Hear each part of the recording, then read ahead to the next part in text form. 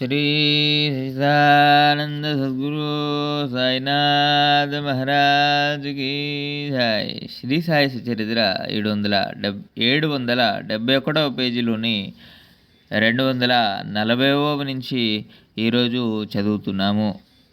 అక్కడి నుండి చావడికి బాబాను తీసుకుని వెళ్ళి గౌరవపూర్వకంగా కూర్చోబెట్టి వస్త్రాలను దివ్య అలంకారాలను అర్పించారు.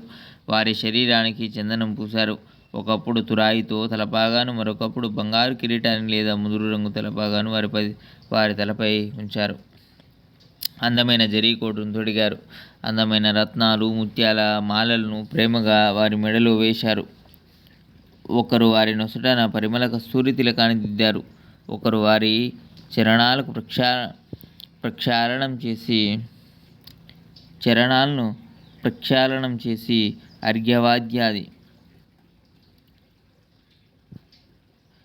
అర్ఘ్యవాద్యాది పూజలు చేశారు.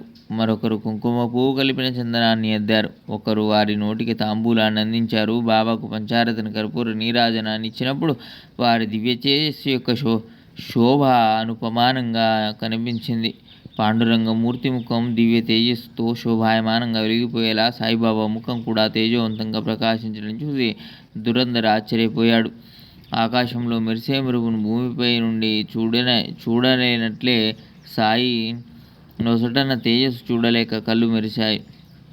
ఆ మరునాడు తెల్లవారుజామున జరిగే కాకడ ఆరతికి దురంధర ప్రభృతులు వచ్చారు. అప్పుడు కూడా బాబా ముఖంలో అదే తేజస్సును అవలోకించారు. అప్పటి నుండి బాలారాంకు సాయి చరణాలయందు కుదిరిన దృఢమైన నిష్ఠ మరణించే వరకు ఏ కొంచెమైనా చలించలేదు. ఏమాడు సాయి చరణాలకు శరణిజొచ్చి తరువాతి అధ్యాయంలో ఈ గ్రంథాన్ని సంపూర్ణ చేసి సింహావలోకనం చేస్తాడు. చివరిసారిగా నా యందు శ్రద్ధ చూపండి. స్వస్తి శ్రీ సంత సజ్జన ప్రేరితము భక్త హేమాడ్బంధు విరచితము అయిన శ్రీ సాయి సమర్థ చరితంలో భక్తత్రయ వృత్త కథనముని 51వ అధ్యాయం సంపూర్ణం.